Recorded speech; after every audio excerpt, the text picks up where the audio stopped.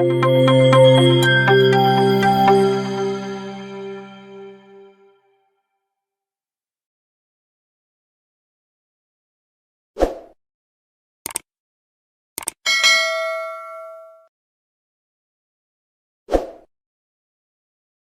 in this particular tutorial, we will be seeing a different ways of handling null in Kotlin by making use of a safe call, let condition, Elvis operator, non-null assertion, and so on. So stay tuned to the entire tutorial and don't skip any part of this tutorial to get the most out of it. In this part of the tutorial, we will see how to handle null in Kotlin. So in our previous tutorials, we have seen the basic introduction to Kotlin and variables declaration, data types and looping conditions. So if you have missed them, I have provided the link in the description section below. I request you to go through them because you will be having a good knowledge on what is a Kotlin and how we need to program in Kotlin. So if you are having a basic knowledge regarding them, then you can skip them and just start doing with this particular tutorial. What is a null and how can we handle null in Kotlin? So to understand more detailed information on this topic, don't skip any part of this tutorial and watch it till the end. And also, if you have not subscribed to our channel previously, do share, like and subscribe to our videos to get the more interesting updates as we release them. So now, what is a null? So whenever you are trying to make any computations, then in that particular scenario you may have these nulls arise in your programming.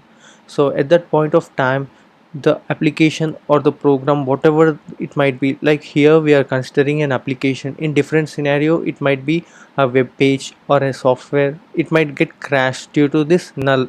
So we need to properly handle them so as to make a user friendly environment in your application. So now let us try to see an example like what is a null and how does it arise. So now I am declaring a simple variable here and I am also specifying the data type here.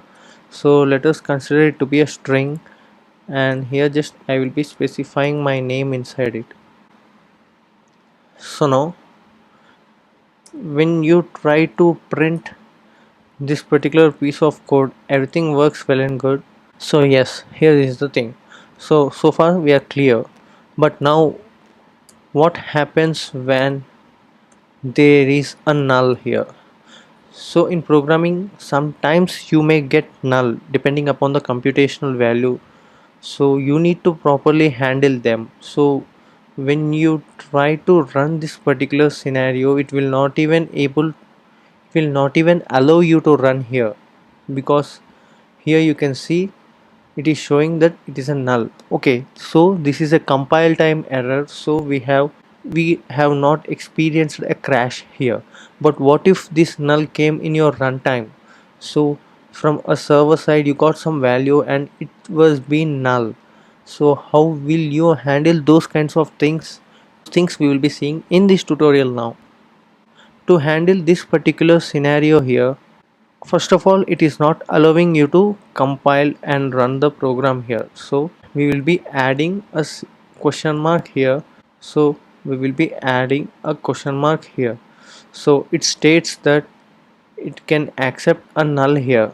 So now this null value is being accepted by the variable ABC here.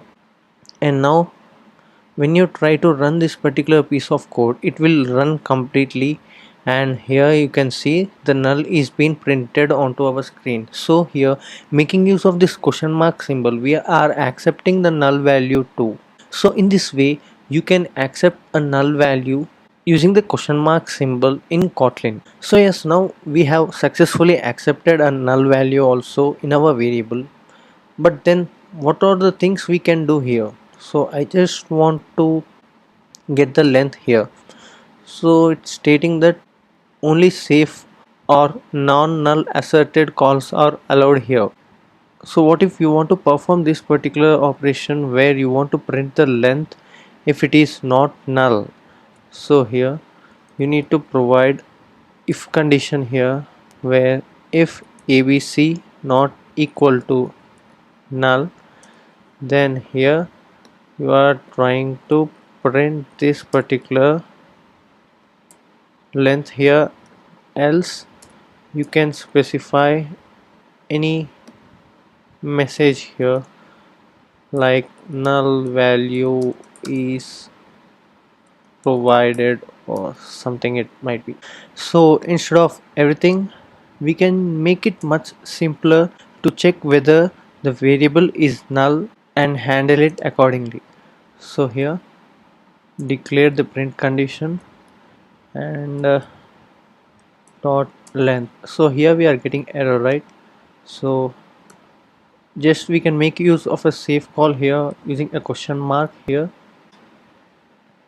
and now try to run this particular code, and here you can see the length is, when we run this we got the null here. So as we have declared null over as a value for this particular variable, we just got it here.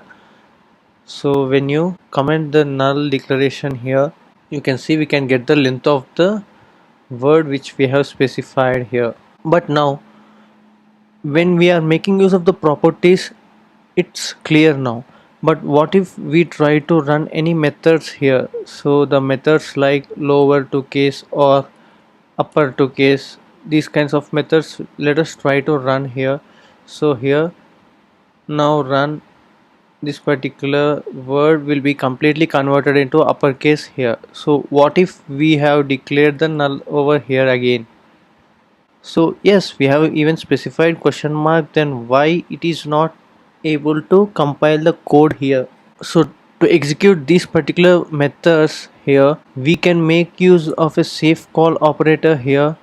So see how we will try to run this particular code here, abc question mark dot let here. So we are making use of a let, and here we can specify this particular piece of code inside the block of code here, and now you can see now it will not object here, it will not show any error too. And when you try to run this particular thing, see here we are specified null, but it is accepting, and when you see the output here we got empty here, nothing is being displayed. Why? Because here it returned a null and we are making use of a let condition here, so it handles this particular scenario and only provides the output if it is not null here. So comment this particular line here, and when you try to run the code here you will be getting the uppercase values as we got earlier here using the let condition here. And now we will be seeing Elvis operator. So what is an Elvis operator and what does it do here? So previously we have seen printing the variable abc here. So when you try to print this, of course you will be getting null here because we have specified null here.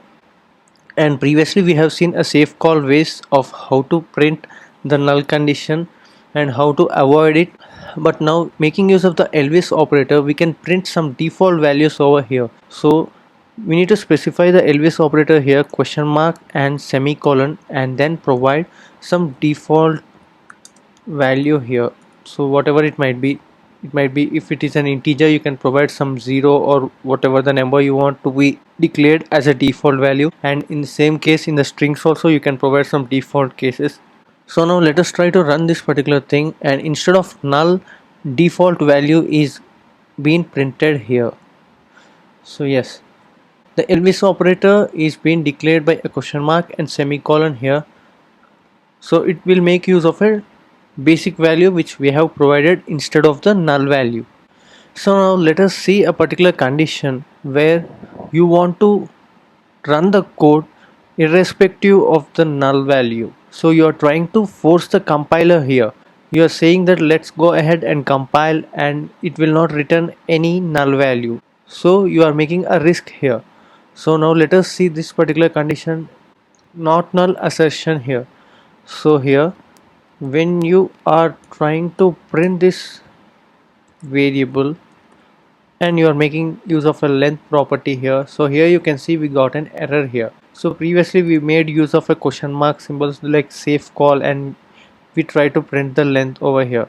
But now you are forcing the compiler that let's go ahead and compile it. So you are making use of a double exclamation mark here, it's not null assertion here, and you are trying to go ahead and compile the code here.